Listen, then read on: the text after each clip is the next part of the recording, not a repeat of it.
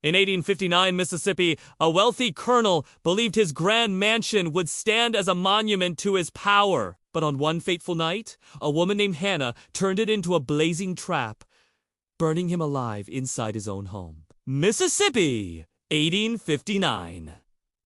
The state was thick with cotton wealth, rivers carrying steamboats, and plantations stretching endlessly across the land.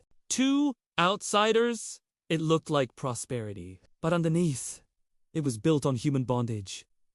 Hannah lived in this world. She was enslaved on one of the largest plantations in her county. Her days began before dawn, her body driven to exhaustion, her voice silenced. Every meal, every breath, every act of labor was controlled by the man who owned her.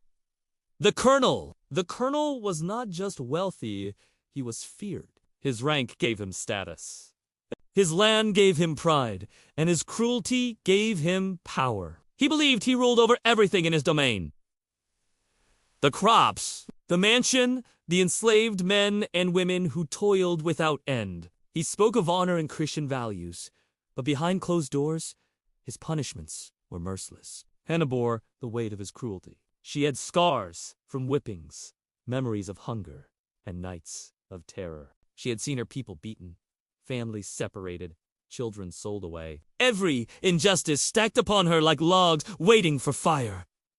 And fire would come. The colonel's mansion was a fortress of arrogance. Built from bricks, dressed in columns, lit by chandeliers, it towered over the plantation like a monument to his wealth. To the enslaved, it was not a home, but a symbol of oppression. Every beam nailed with their suffering, every stone carried on their backs. Hannah worked in that house. She polished its floors, carried wood for its fires, served food at the colonel's table. She was close enough to see his every cruelty, close enough to know his habits, close enough to recognize his weaknesses. Her suffering grew with each passing day. The colonel's punishments were frequent. His voice was sharp, his hand even sharper. Perhaps she endured blows, perhaps worse. He stripped her of dignity and demanded obedience. But Hannah's silence was not submission. It was calculation. She began to watch. She saw how the colonel locked his doors at night, how he drank whiskey until his speech slurred, how the lamps flickered when he fell asleep. She noticed the piles of kindling stored near the hearth, the drapes that hung thick and dry, the wood that could catch flame with a spark. The idea grew slowly, like embers hidden in ash. Fire.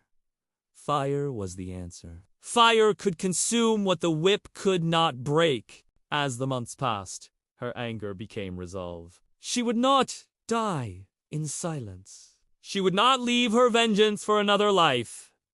She would act here, now, in this world of chains. And so, she prepared. She hid scraps of cloth that could serve as torches. She stored away oil and fat from the kitchen that would make the flames roar. She studied the corridors of the house until she knew them better than the colonel himself. When the night finally came, it was lit not by the stars, but by the rising fire in Hannah's heart. The night was heavy and still. The colonel had retired to his chamber, perhaps drunk from the evening, perhaps smug in his wealth. The mansion stood quiet, its halls filled with shadows. Hannah moved silently. She carried her torch, a rag soaked in oil, wrapped tight. She lit it, and the fire sparked to life. The glow reflected in her eyes, not as fear, but as fury. She touched the flamed curtains. 2 wood, 2 piles of kindling. The fire licked upward, caught, and spread. One room after another began to glow orange, then roar with heat. The mansion, once so proud, groaned as the fire devoured it. The colonel awoke to smoke.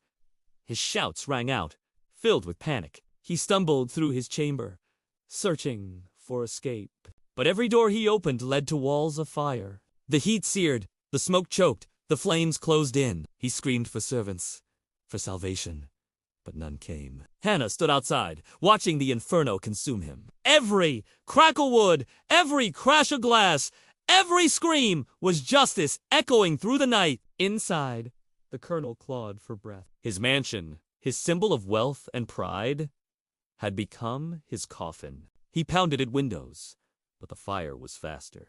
His cries grew weaker, swallowed by the roar of flames. Hannah's heart pounded. Was it fear? Was it liberation? It was both. She had set the fire with her own hands. She had turned his palace into his grave. And as the roof collapsed, the colonel was silenced forever. By morning, the mansion was nothing but charred ruin. Smoke hung in the air, ash covered the ground, and the colonel's remains lay buried beneath blackened beams. His wealth, his pride, his power, all had burned away. The plantation was in shock. The enslaved whispered, some in awe, some in fear. The overseers cursed and scoured the grounds. White neighbors arrived, horrified at the destruction, desperate to know how a house of such grandeur could fall. Rumors spread quickly. Some claimed it was an accident, a lantern overturned. Others whispered the truth.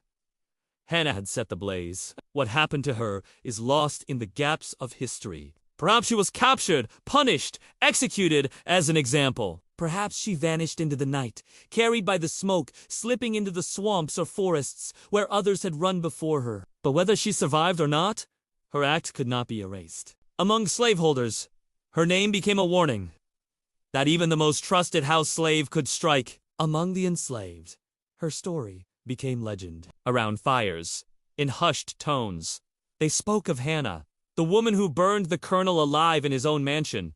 Her vengeance lived on in whispers. Every crackle of fire in the hearth reminded masters of her defiance. Every flicker of flame carried the memory of her courage. This was Hannah's story. The enslaved woman of Mississippi who, in 1859, set fire to her colonel's mansion and burned him alive inside. Her fate may be forgotten, but her act endures as a haunting reminder that even in bondage, resistance found a way. And Hannah was not alone. For every story we uncover, there are countless others silenced, buried by fear and time. Yet together they speak one truth. The enslaved fought back. Always. This was Hannah's story. A night when courage and vengeance burned through Mississippi. But hers is only one of many untold slave stories. If you want more hidden narratives, watch this playlist here. And don't forget to subscribe. These voices deserve to be remembered.